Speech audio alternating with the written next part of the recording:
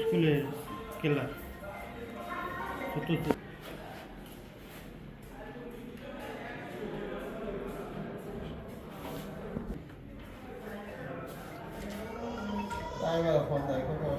একজন প্রতিবন্ধী মানুষ, আমি চরকমলবার আদর্শ মাধ্যমিক বিদ্যালয়ে একজন কর্মচারী হিসাবে জব করি। আমাদের একটা জমি নিয়ে 50 বছর যাবৎ আমরা খাচ্ছি। আমার বাবা এবং আমার চাচা খোরশেদ আলম খান, তারা দুই ভাই তাদের বাপের কাছ থেকে এবং তাদের ফুফুর ওয়ারিসের কাছ থেকে ওই জমিটা ক্রয় করেছে।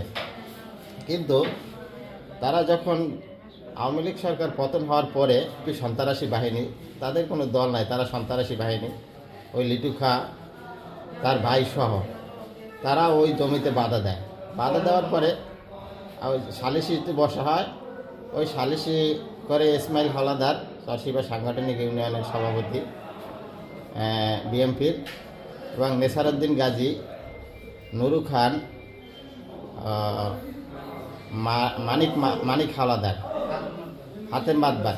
ওই সালিসিতে আমাদের কিছু কাগজপত্র অগুছানো ছিল, আমরা কিছু কাগজপত্র দিতে পারিনি। তাই ওই সালিস পক্ষে তারা রায় দিয়েছে যে ওই জমি 27 করার মতো ওই লিটু খারা আমাদের কাছ থেকে পেয়েছে। কিন্তু ওই সালিসেতে আমরা বলছি যে আমাদের কিছু কাগজপত্র অগুছানো, ওই কাগজপত্র যদি গুছানো হয় তাহলে আমরা পুনরায় আবার সালিস পক্ষের কাছে সালিসি চাব। তাই আমরা ওই সালিসি রায় পাওয়ার পরে, তারা রায় পাওয়ার পরে তারপরে পুনরায় সালিসি চাওয়া হয়েছিল। ওই সালিসি আজকে বসাবসি হয়েছে, কাগজ দেখা দেখি।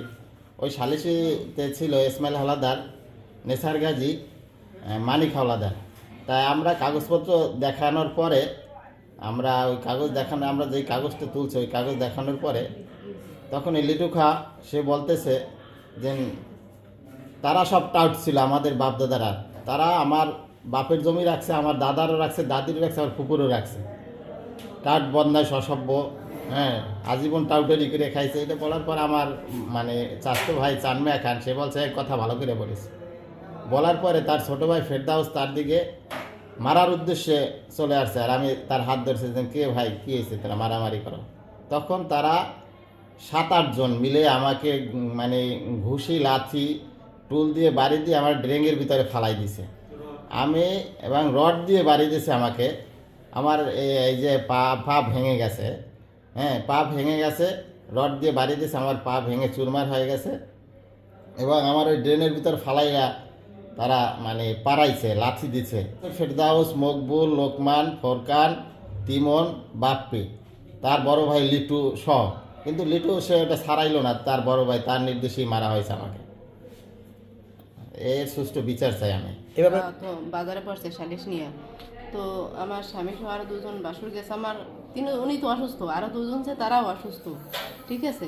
একজন তো মুরব্বী, মারামারি হয়েছে, তো একজনকে মারতে গেছে আমার যে বড় বাসুরিতে, উনি বাধা দিয়েছে। তারপর ওনারে ধরে 4-5 জনে কাজ করে ফেলাই, কিল দিছে, লাথি দিছে, ঘুষি দিছে, ড্রেনের ভিতর ফেলাই। উনি তো ওখানে কোনো উঠে নেই, আবার লোকজন উঠে নিয়ে গেছে ওইখানেও আবার ওনারা মারতে গেছে। মারছে লিটু খার বাইরা, ফোরকান খা, মকবুল খা, তারপরে ইউনুস খা, লোকমান খা, ফোরকান খা, লিটু খানের যে ছেলে বাপ্পি, ইউনুস খানের ছেলে তিমন, ওরা সহ 7-8 জনে মারছে। সঠিক কিছু যায়নি, সঠিক বিচার চাই আমরা।